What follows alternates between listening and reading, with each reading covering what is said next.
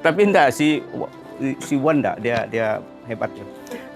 Gini, ya jadi kan saya menulis cuma apabila kemudiannya kan saya rasa nama pena saya tidak cantik. Sudah tidak cantik lah. Nggak keren.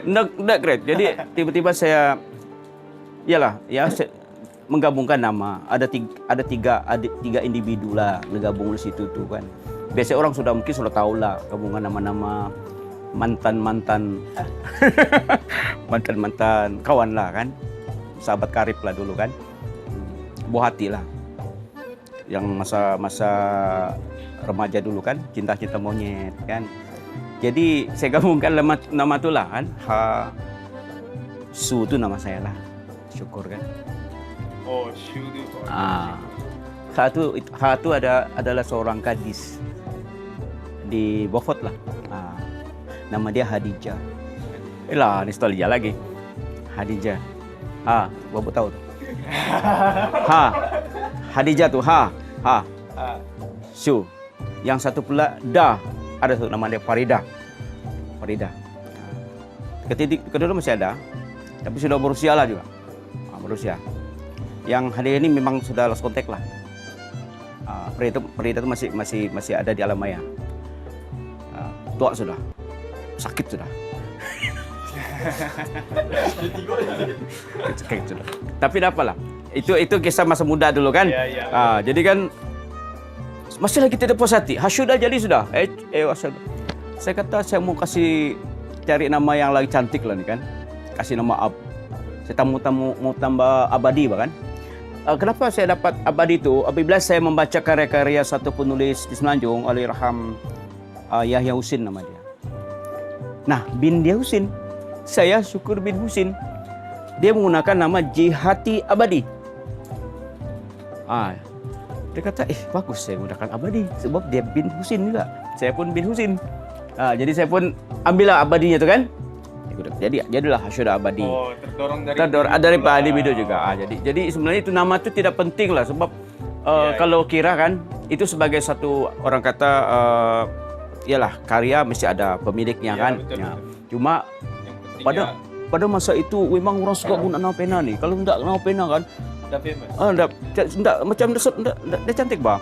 Tapi dulu sebelum zaman saya kan, kenapa orang guna nama pena? Sebab dulu orang mengelak supaya orang tidak tahu penulis itu memperkatakan hal dia. Satu, mengelak daripada dijejak oleh pihak pemerintah. Sebab banyak politikus dulu memang yang tiba mengkritik kerajaan. Jadi caranya dulu tidak kebebasan bersuara. Dulu tahun-tahun 50-an kan pernah ramai itu yang nama-nama nama-nama penulis veteran lah. Ada yang masih hidup sekarang kan. Dia menggunakan nama pena tuh bukan di Sabah ya, di Semenanjung bahkan di Indonesia bahkan menggunakan nama-nama yang unik lah, yang unik kan. Sehingga kita bertanya juga lah, macam yang kamu bertanya sama saya nih, macam mana nama nih boleh jadi gini. Dia ada sejarah masing-masing, tapi ada juga yang berhasil lah sampai dia meninggal. Orang tak tahu asal sebab sejarah nama penanya kan, itu. Tapi bagi saya walaupun secara pribadi nama itu mempunyai satu nilai sentimental yang tersendiri kan. Ya, satu kenang-kenangan. Sebenarnya kenangan ini sebenarnya satu terapi juga, ya. Kenangan yang indah kan, satu terapi. Jadi saya ingat indah juga disimpan lah. Jadi nama pena itu nama pena saya ini kan terus saya gunakan dan sehingga kan kadang-kadang dalam kalangan kawan-kawan atau rekan-rekan atau penelaah sastra kan, dia tidak kenal nama saya sebenar. Kalau sebut nama Hasyuda tahu.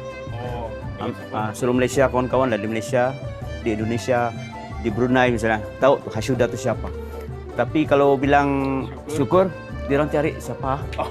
Benar itu, pernah berlaku di satu sebuah sekolah kan di Pelampang. Dia menunggu-nunggu nih. Saya kira kenapa tidak dimulakan kepada dia menunggu satu orang lagi, dia kata. Dia orang menunggu Hasyuda Hasyuda Abadi. Hasyuda Abadi belum sampai, dia kata. Padahal yang ada di depannya itu. Mana ya kan Diorang tidak tahu yang itulah kan. Ya beruntunglah kalau orang tahu nama pena saya dan nama sebenar saya lah kan. Tapi kalau kalian kawan-kawan yang tahu kadang-kadang dia menggunakan nama sebenar lah. Itu cerita dia. Oke. Tadi Paci cakap permulaan Paci dalam bidang penulisan ini bermula dengan penulisan protes, kan? Jadi saya mau tanya lah Paci kan, adakah tema protes ini masih lagi relevan nggak sekarang dalam mengkritik mengkritik apa nih kerajaan, pemerintah? Ya masih. Sekarang lebih terbuka lagi. Tidak seperti dulu. Kalau dulu tuh cengkong, simpan dalam penjara. Oh dulu asal suara tangkap. Dia itulah dia yang ditindakan. Tapi tengok juga lah siapa tokoh itu, siapa penulis itu. Mungkin kalau penulis seperti saya barangkali tidak begitu terkenal kan barangkali kan. Tidak begitu orang kata tidak perlu dipanjang-panjangkan lah. Ada berlaku begitu juga lah. Kemudian mungkin isu yang disampaikan itu tidak begitu menimbulkan ataupun tidak masuk ke dalam akta hasutan misalnya kan, tidak sampai begitulah. Sebab saya tengok banyak orang menulis sekarang itu buka kan. Kalau di Facebook tuh sendiri kamu tengok macam mana kalau seorang kutuk seorang kan. Selagi dia tidak menimbulkan huru-hara dalam kalangan masyarakat kan. Kalau dari segi kerajaan tidak menimbulkan unsur hasutan. Soal fitnah ini memang berleluasa. Kalau di Facebook kamu tahu kan, berleluasa fitnah apa semua nih kan. Dia ada bagian-bagian tertentu saja yang pihak pemerintah misalnya melalui Kementerian Multimedia kan, dia akan melihat ada juga mananya yang disiasat misalkan dibuka kertas siasat oleh pihak PDRM kan, ada juga tuh. Tapi kalau sebagai kalau kamu tanya ada relevanannya tuh masih ada. Dan saya sekarang masih tentang penulisan protes. Iya. Contoh ada beberapa tahun lalu berlaku perampasan tanah. Ya. Sekarang isu sekarang kerajaan negeri dia akan memberi grant ke tanah kan. Tapi sebelum itu ada kelompok-kelompok masyarakat kampung yang tanah-tanah mereka diambil lah kan oleh pemerintah. Saya buat puisi masa itu. Sangat sedih sekali lah. Sedih sangat kalau melihat mereka menangis betul menangis lah. Bayangkanlah kalau tempat dia tinggal, rumah dia, tempat dia cari makan, menanam apa semua kan ambil kan. Jadi saya buat puisi saya, tajuk dia kan, kalau saya tanah adalah kita, tajuknya. Masa itu kan banyak sekali sejak saya protes tahun rasanya 2018 atau awal lagi 2017 gitu. Saja protes. Macam iyalah kita nih kadang-kadang melihat penulis nih selalu bercakap jujur kan. Iyalah ada masanya kita berlapik dengan kata-kata, ada masanya kita kena berterus terang kan. Rasa takut itu ada juga lah. Kita tidak mau juga menimbulkan masalah kan, tetapi itulah kita mau mewakili orang-orang yang suara ramai yang iyalah istilahnya kalau dulu orang-orang yang teraniaya kan. Jadi penulis kena begitu, jangan terlampau melankolis kan. Orang pun bosan. Jadi orang tidak takut dengar betul. Kita. Tidak orang kata. Tapi bila kita tegas dalam buat penulisannya, jadi orang pun rasa betul. takut. Kita bukan apa, kadang kita mau juga macam misalnya kau sebagai seorang penulis lah. Apa sebenarnya peranan kau sebagai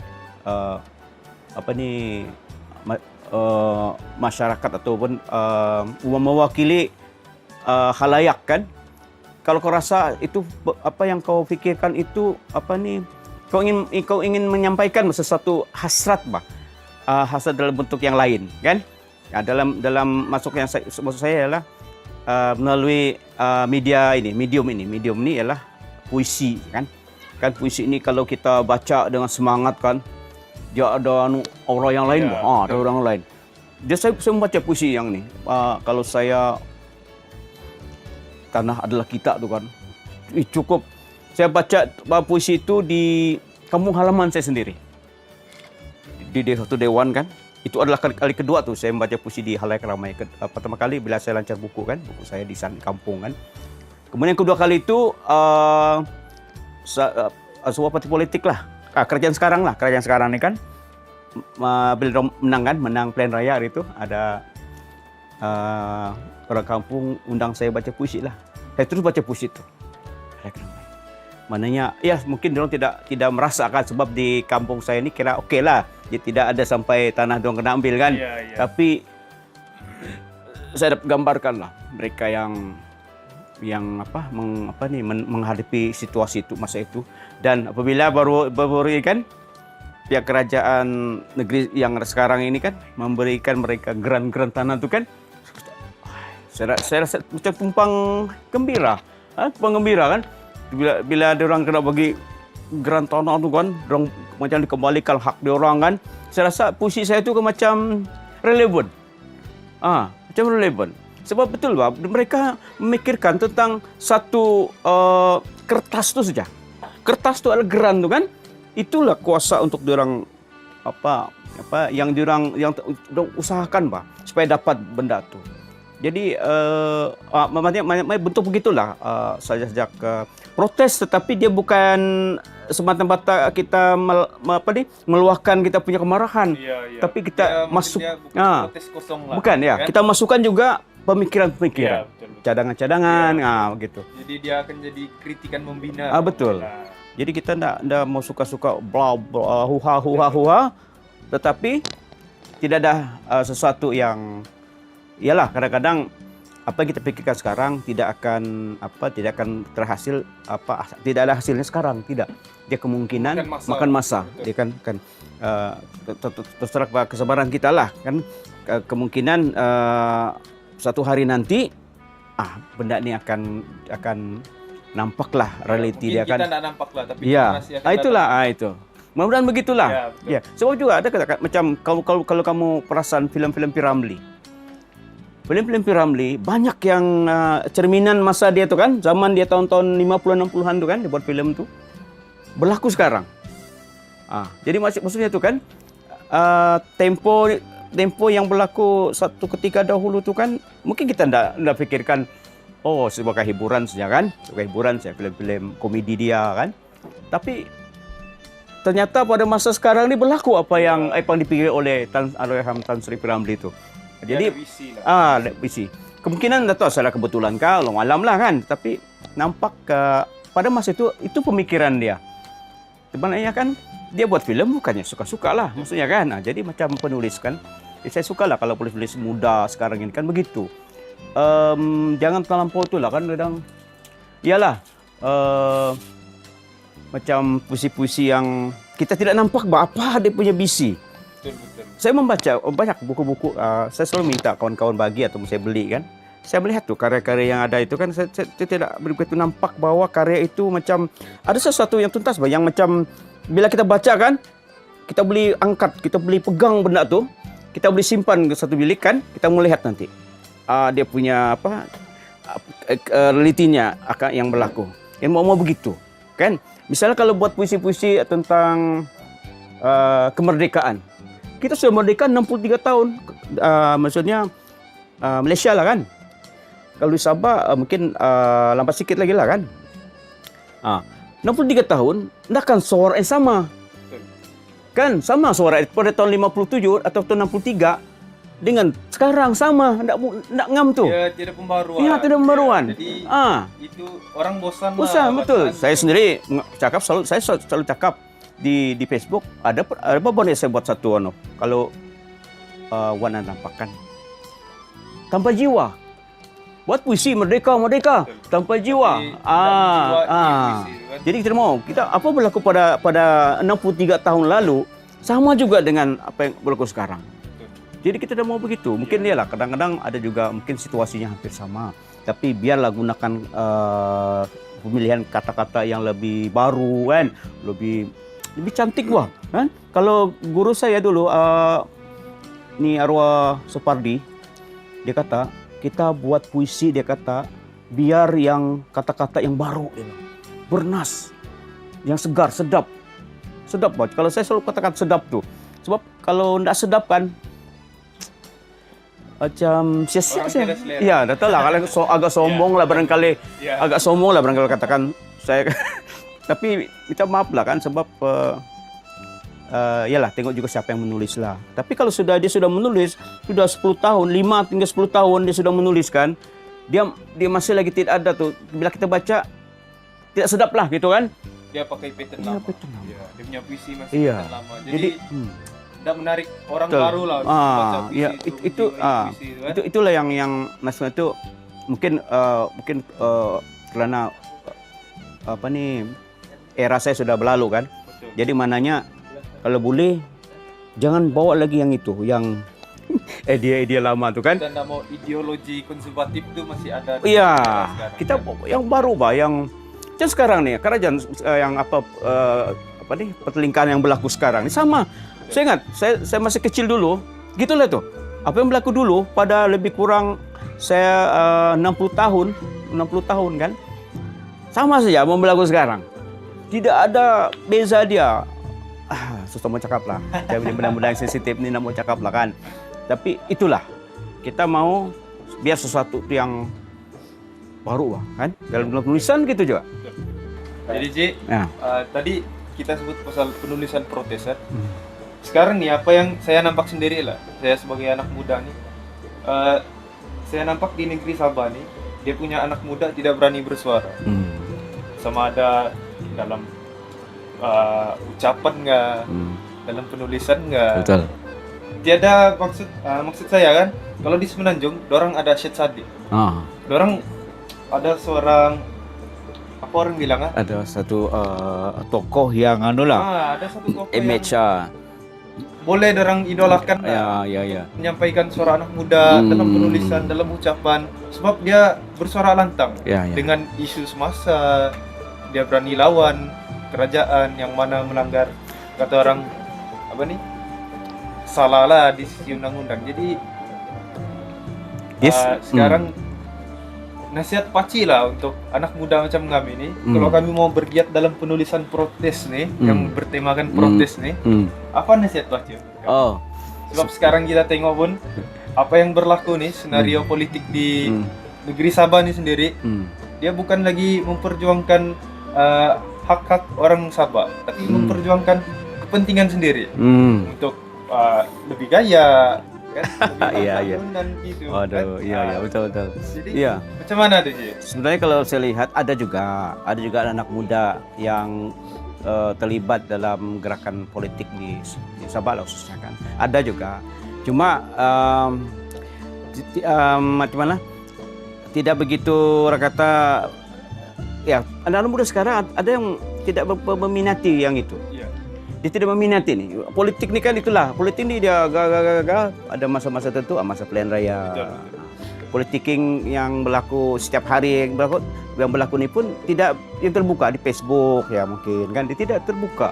Dia tidak ada satu macam orang kata kita buatlah satu apa ni debat kan misalnya. Buat debat kan? Buat dengan pemerintah. Iya, kita debat panggil anak muda ini kan memberi pandangan, bercakap kan, dia bercakap lah yang dengan apa, dengan kerasionalannya, dengan idenya, dengan pemikirannya yang matang lah kan. Yang itu soal kematangan yang kita tidak nampak untuk anak muda di negeri kita ni lah. Soal kematangan, takut mau bercakap. Bila kita buat satu seminar ke apa kan, bengkel kah, ada soalan? Semua bisu. Diam. Dia macam di Indonesia tidak tahu. Oi, sadau tu. Betul-betul dia kalau anu kan, dah tahu lah soalan itu soalan kah atau jawapan kah pun dah tahu. Iya, dah tahu kan? Iya. Penjelasan kah ataupun bagaimana lain dah tahu kan? Ya, tapi dia memang suka bercakap kan. Ya, yang inilah suka bercakap ni. Ada juga dalam kalangan kita, tetapi yang suka bercakap ni yang kosong. Betul.